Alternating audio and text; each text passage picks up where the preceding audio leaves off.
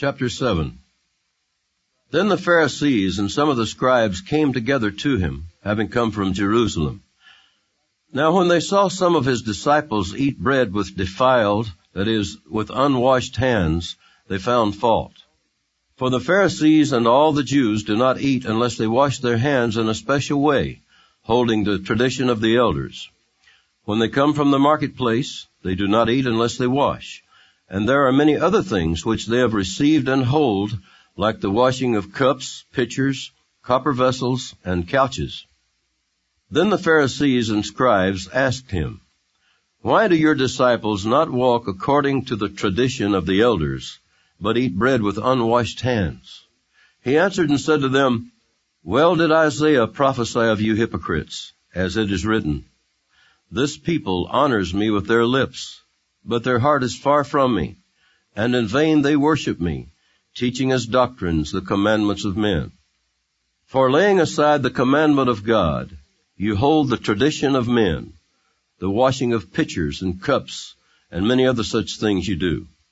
He said to them, All too well you reject the commandment of God, that you may keep your tradition.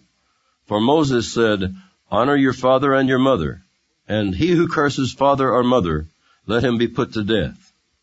But you say, If a man says to his father or mother, Whatever profit you might have received from me is Corban, that is, a gift to God, then you no longer let him do anything for his father or his mother, making the word of God of no effect through your tradition which you have handed down.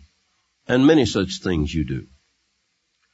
When he had called all the multitude to himself, he said to them, Hear me, everyone, and understand. There is nothing that enters a man from outside which can defile him. But the things which come out of him, those are the things that defile a man. If anyone has ears to hear, let him hear. When he had entered a house away from the crowd, his disciples asked him concerning the parable. So he said to them, Are you thus without understanding also? Do you not perceive that whatever enters a man from outside cannot defile him, because it does not enter his heart but his stomach, and is eliminated, thus purifying all foods? And he said, What comes out of a man, that defiles a man.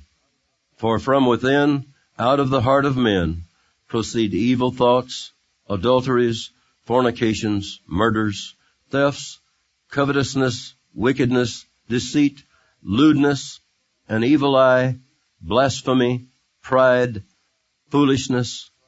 All these evil things come from within and defile a man. From there he arose and went to the region of Tyre and Sidon, and he entered a house and wanted no one to know it, but he could not be hidden. For a woman whose young daughter had an unclean spirit heard about him, and she came and fell at his feet.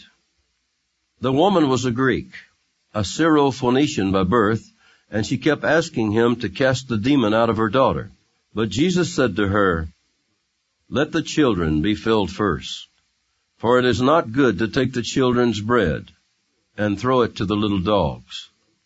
And she answered and said to him, Yes, Lord, yet even the little dogs under the table eat from the children's crumbs. Then he said to her, For this saying, go your way.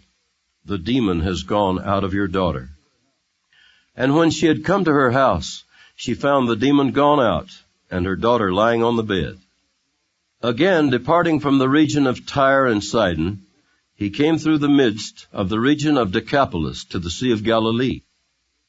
Then they brought to him one who was deaf and had an impediment in his speech, and they begged him to put his hand on him. And he took him aside from the multitude, and put his fingers in his ears, and he spat and touched his tongue. Then looking up to heaven, he sighed and said to him, Ephphatha, that is, be opened. Immediately his ears were opened, and the impediment of his tongue was loosed, and he spoke plainly. Then he commanded them that they should tell no one, but the more he commanded them, the more widely they proclaimed it. And they were astonished beyond measure, saying, He has done all things well. He makes both the deaf to hear and the mute to speak.